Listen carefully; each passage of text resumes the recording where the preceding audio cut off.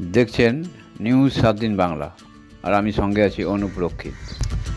কেল্লা বলতে হাতে গোনা কয়েকটি কেল্লাই আছে আমাদের রাজ্যে। যে কটি আছে সেগুলো হালও খুব খারাপ বলে অভিযোগ। খারাপগুলির মধ্যে অন্যতম হলো ফলতার কেল্লা। কয়েকশো বছর আগে এটি তৈরি করেছিল ডাচরা। বাংলার নবাব সিরাজের সঙ্গে যুদ্ধ করতে আসার আগে লর্ড ক্লাইভ নিজের বাহিনী নিয়ে এখানে ঘাঁটি গেড়েছিলেন। তারপরে কেল্লাটি চলে যায় ব্রিটিশ সাম্রাজ্যের দখলে।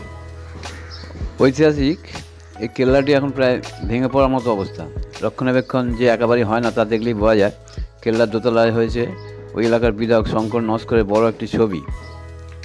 যে জলাশয় পেরিয়ে কেল্লায় প্রবেশ করতে হয় তার দুধার ঢেকে গিয়েছে রাজ্যের শাসক দলের পতাকায়। এই স্থাপত্যটিকে অবহেলায় ফেলে রাখা নিয়ে বিস্তর ক্ষোভ রয়েছে এলাকার মানুষের। অবিলম্বে হেরিটেজ ঘোষণা করার দাবি তুলছে মানুষ। ডায়মন্ড হারবারের মহকুমা শাসক অঞ্জন ঘোষ বলেন, কেল্লা সংস্কারের জন্য ঊর্ধ্বতন কর্তৃপক্ষের সঙ্গে কথা বলা হবে। কেল্লায় ঢুকতে যে জলাশয়, তখন তার উপর একটি সেতু তৈরি করা হয়েছিল। সেটি নিয়ন্ত্রণ করা হতো কেল্লার ভেতর থেকে। সেতুর দুধারে চেন লাগানো ছিল। শত্রুরা কেল্লায় প্রবেশ করতে এলে চেন টেনে তুলে দেওয়া হতো সেতুটি, ফলে যোগাযোগ বিচ্ছিন্ন হয়ে যেত, কেউ প্রবেশ করতে পারতো না। এখন সেই চেন গায়েব হয়ে গেছে। কেল্লার অনেকটা অংশ ভেঙে গিয়েছে, আলগা হয়ে এসেছে ইট।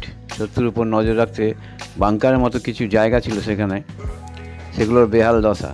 কেল্লার একটি অংশ আগাছা এবং জঙ্গলে পরিপূর্ণ, গোটাটাই পরিত্যক্ত অবস্থায় রয়েছে। অদূরে একটি লাইট হাউসও রয়েছে। সেটি থেকে একসময় নদীতে যাতায়াত করার জাহাজের উপর নজরদারি চালানো হতো বলেই জানা যায়। সেটিও রক্ষণাবেক্ষণের অভাবে প্রায় ভেঙে পড়ছে। তার নিচে রয়েছে একটি সুড়ঙ্গ, সেই গোপন পথ দিয়ে লুকিয়ে নদীতে পৌঁছানো যেত। সেই সুড়ঙ্গটিও এখন জঞ্জালে ভর্তি, বন্ধ হওয়ার উপক্রম হয়ে গেছে। লর্ড ক্লাইভের ঘোড়া যে জায়গায় বাঁ থাকতো সেটিও ভেঙে নষ্ট হয়ে গিয়েছে। এর পাশাপাশি লর্ড ক্যানিংয়ের বাড়িটিও খারাপ অবস্থায় পড়ে, কিন্তু সেটি হেরিটেজ ঘোষণা করেছে সরকার। কিন্তু ফলতার এই কেল্লাকে এখন সেই তকমা দেওয়া হয়নি, ফলে রক্ষণাবেক্ষণের কোনো পদক্ষেপই নেওয়া হয়নি। মানুষের আশঙ্কা, অবিলম্বে সংস্কার না হলে ইতিহাস বিজড়িত এই স্থাপত্য পুরোপুরি হারিয়ে যাবে। প্রতিবেদন নিউজ 7 দিন বাংলা।